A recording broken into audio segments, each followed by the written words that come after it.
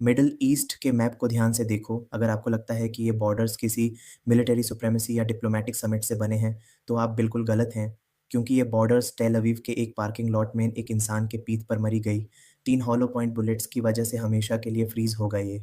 Fall 1995 में Oslo accords चल रहे थे और मॉडर्न हिस्ट्री में पहली बार एक real physical two state solution table पर था, जिसके लिए इज़राइल को वेस्ट बैंक और गाज़ा की ज़मीन सरेंडर करनी थी और प्योर प्लैनेट पर सिर्फ एक ही ऐसा आदमी था जो सिक्योरिटी ऑब्सेस्ड पब्लिक से ये सरेंडर एक्सेप्ट करवा सकता था, प्राइम मिनिस्टर yitzhak रबिन। वो कोई सॉफ्ट डिप्लोमेट नहीं बल्कि 61 के सिक्स डे वॉर के रूथलेस जनरल थे, जिनकी अनटचेबल क्रेडिबिलिटी के आगे कोई सवाल नहीं उठा सकता था। लेकिन उनके असैसिन एक 25 ईयर ओल्ड लॉ स्टूडेंट यिगाल अमीर ने पॉलिटिकल कैपिटल का ब्रूटल मैथ समझ लिया था कि यूज़ किसी आर्मी को हराने या इलेक्शन जीतने की ज़रूरत नहीं है, बस उस एकलौते लोड बेयरिंग पिलर को हटाना है जो इस पीस ट्रीटी को सेल कर सकता था। 4 नवंबर 1905 को जैसे ही गोलियां चली, राबिन खत्म हो गए और पूरा टाइमलाइन शैटर हो गया।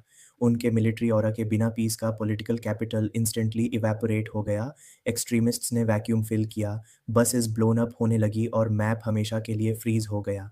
ओस्लो अकॉर्ड्स किसी नेचुरल कॉज से नहीं मारे, उन्हें सर्जिकली डिकैपिटेट किया गया था। इसलिए याद रखो कि एसिमेट्रिक वॉरफेयर के लिए हमेशा आर्मी नहीं चाहिए होती, बस उस सिंगल पॉइंट ऑफ फेलियर को टारगेट करना होता है जो पूरी ट्रीटी को जोड़े रखता है। तो पीस डील्स देखना बैंड करो और उनके आर्किटेक्ट्स पर नज़र रखो। फॉलो कर लो आज ही फॉर मोर सच वीडियोज़।